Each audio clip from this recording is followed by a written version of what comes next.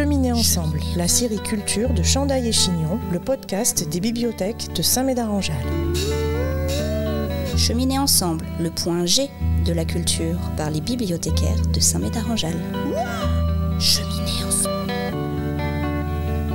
Marian, bibliothécaire, parle de OSS 117, Copland, San Antonio, le roman populaire des années 50 et 60. Simple et efficace, c'est le slogan qu'auraient pu utiliser les éditions Fleuve Noir pour résumer près de 75 ans à promouvoir le roman populaire, avec cette statistique époustouflante au bout du chemin, 100 collections, 1000 auteurs, 10 000 titres et 1 milliard de livres vendus. Devenu Fleuve Édition il y a 10 ans, avec une approche désormais plus classique du secteur, leurs ouvrages continuent de rencontrer un large public. En ouvrant la boîte à souvenirs, on découvre le nom d'ancienne gloire du roman de gare, de ces petits livres aux couleurs pastel et aux couvertures désuètes qui tapissent les murs des bouquinistes. OSS 117, San Antonio, Copland, sans oublier les aventures spatiales de Jean Cariven ou Blade et Becker, tous ces héros prennent vie sous la plume de romanciers aux multiples pseudonymes, capables de fournir près de 10 ouvrages par an, tant la demande est forte. L'âge d'or du Fleuve Noir se matérialise à travers 5 collections aux noms évocateurs, Spécial Police, Anticipation, Espionnage, Angoisse et Aventurier. Revenons à la source. De nombreuses et nouvelles maisons d'édition vont fleurir dès la fin de la Seconde Guerre mondiale et inonder le marché de romans noirs à l'américaine, de la prestigieuse collection Série Noire de Gallimard aux presses de la Cité, en passant par le Fleuve Noir, qui va se démarquer par des méthodes inédites. Fondé en 1949 par un immigré italien, Armand de Caro, cet éditeur va sillonner les routes de France et privilégier les petites villes et villages de nos campagnes. Son idée ?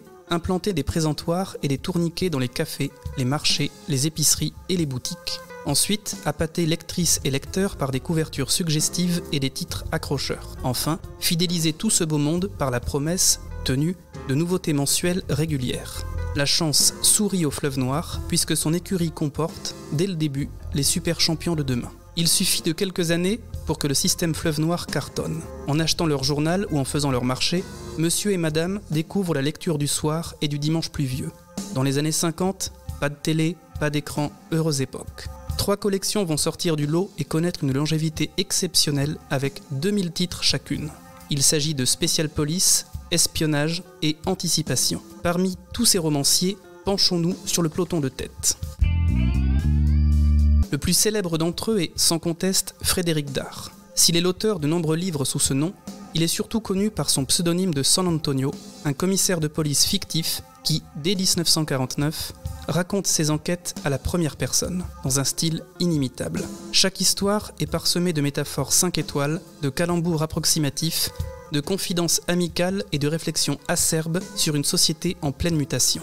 Une galerie truculente de personnages secondaires contribue à la bonne marche de la saga, notamment Bérurier, dépeint comme un Pantagruel des temps modernes, et dont la popularité sera égale, et parfois même supérieure, à celle du commissaire San Antonio. N'oublions pas le frêle Pinot, un vieux renard usé jusqu'à la corde, ainsi qu'une figure maternelle de grande importance, celle de Félicie, présente dès la toute première phrase. C'est le début d'une longue aventure et d'un feu d'artifice permanent qui ne prendra fin qu'avec la mort de son auteur en 2000.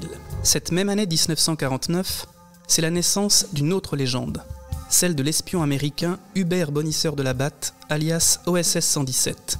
Né sous la plume de Jean Brousse, il connaît un engouement immédiat et permet au Fleuve Noir de décoller dès ses débuts. OSS 117 est un authentique pionnier de l'espionnage, son collègue James Bond n'étant pas encore né.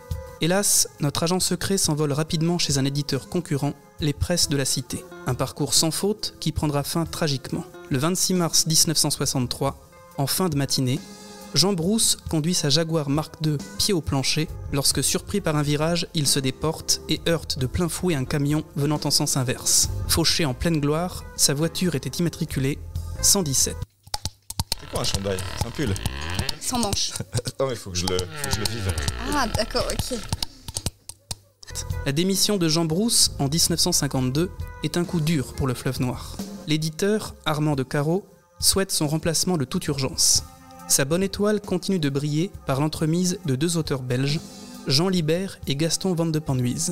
2 copains d'enfance, 2 jumeaux astrologiques, nés le même jour, au même endroit, capables d'écrire à tour de rôle ou à 4 mains. Sous le pseudonyme commun de Paul Kenny, il dévoile le premier espion français, un pari osé dans cette époque qui ne jure que par les héros américains comme OSS 117 ou britanniques. Francis Copeland, alias FX-18, agent secret bleu-blanc-rouge, entre en scène en février 1953, 2 mois avant la parution du premier James Bond. Et là encore, le plébiscite est immédiat. Chaque livre se vendant mieux que le précédent, jusqu'à atteindre 200 000 exemplaires par titre, soit 1 million d'exemplaires écoulés chaque année, tout comme les San Antonio. Le secret de Copeland, une écriture simple et efficace, une plongée dans l'action immédiate, des intrigues au plus proche de l'actualité, le tout dans un univers réaliste. Les deux auteurs, quand ils ne sont pas derrière une machine à écrire, parcourent le monde en prenant quantité de notes et de photographies. Les années 50 et 60 sont une époque bénie pour le roman d'espionnage.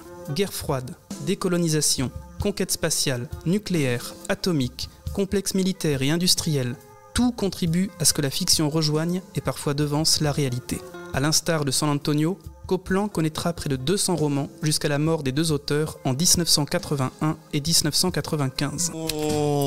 Bibliothécaire, spécialiste en rien, Ou presque. intéressé partout. Plus ou moins. Chandail et Chignon, le podcast vraiment très intéressant. Hallucinant. C'est possible ça?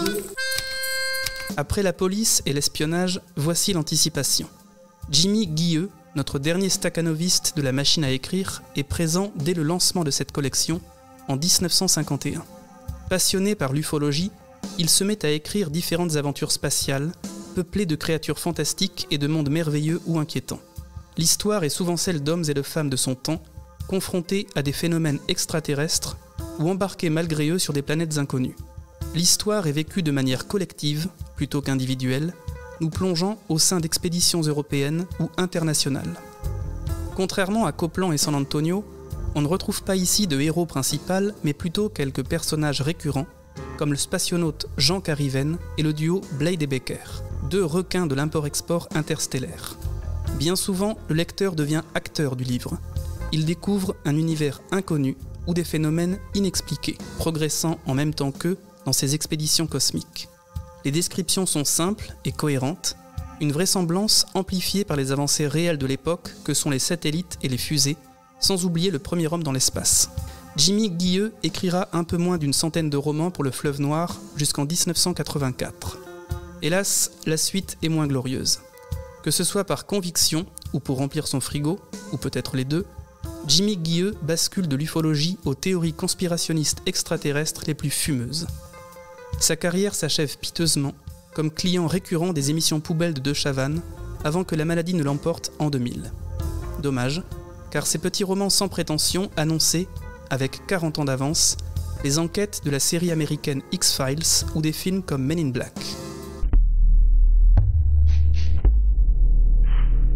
Chandail. Chignon, Chandail et Chignon. le podcast Le podcast. des médiathèques de Saint-Médard-en-Jalles. Ouh là là. Enfin, on ne peut terminer ce tour d'horizon sans évoquer celui qui fut sans doute l'artisan principal, et pourtant méconnu, du raz-de-marée Fleuve Noir. L'illustrateur Michel Gourdon.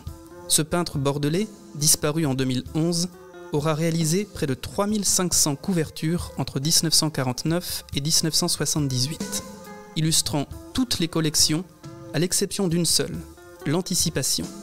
Celle-ci sera confiée à René Branton, auteur de 500 couvertures entre 1951 et 1977.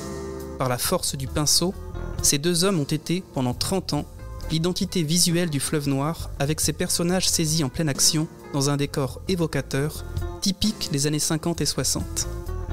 Malheureusement, la décennie suivante marque la fin d'une époque et le début d'une autre. L'aquarelle est remplacée par la photographie. L'image en couverture est devenue froide, impersonnelle, et tournera vite au calendrier porno pour chauffeurs routiers, ternissant la réputation populaire du Fleuve Noir dont les ventes chuteront inexorablement. Le style aussi a évolué. Dans les années 70, les paragraphes de castagne et d'érotisme laissent la place à des pages entières de violence et de sexe. Le charme désuet des années 50 et 60 a disparu, et ces romans populaires deviennent beaucoup moins intéressants à lire. N'hésitez pas non plus à voir ou à revoir les adaptations du Fleuve Noir au cinéma. Elles auront permis à de grands réalisateurs de faire leurs premières armes, comme Robert Hossein, Georges Lautner, Édouard Molinaro ou Gérard Houry. Vous pourrez bien y trouver quelques pépites comme Les yeux sans visage, Le Monte-Charge, Le dos au mur, Toi le venin ou La nuit des espions. Quant à San Antonio, il aura été adapté 4 fois sur grand écran, Copland 6 fois et OSS 117 13 fois. Du bon et du très mauvais, mais l'on peut quand même sauver pour le premier Sale temps pour les mouches, dialogué par Audiard, et pour le second Action immédiate et Copland prend des risques. Quant à OSS 117, il s'en sort mieux. Merveilleusement incarné par Jean Dujardin, l'on peut aussi revoir sans rougir les 5 premières aventures, et surtout Le bal des espions, la meilleure de toutes les adaptations et pourtant la plus méconnue. Alors, si d'aventure, lors d'une brocante ensoleillée ou d'une visite impromptue chez le bouquiniste, attiré par les superbes couvertures de Michel Gourdon, vous tombez sur un vieil exemplaire jauni du Fleuve Noir, laissez-vous tenter. Au pire, vous serez quitte pour une lecture sympa du dimanche, au mieux, vous deviendrez accro à ces histoires simples et efficaces qui auront diverti des millions de Français pendant des décennies. Semez vos envies et cultivez votre curiosité en attendant le prochain podcast des médiathèques de Saint-Médard-en-Jalles. Abonne-toi.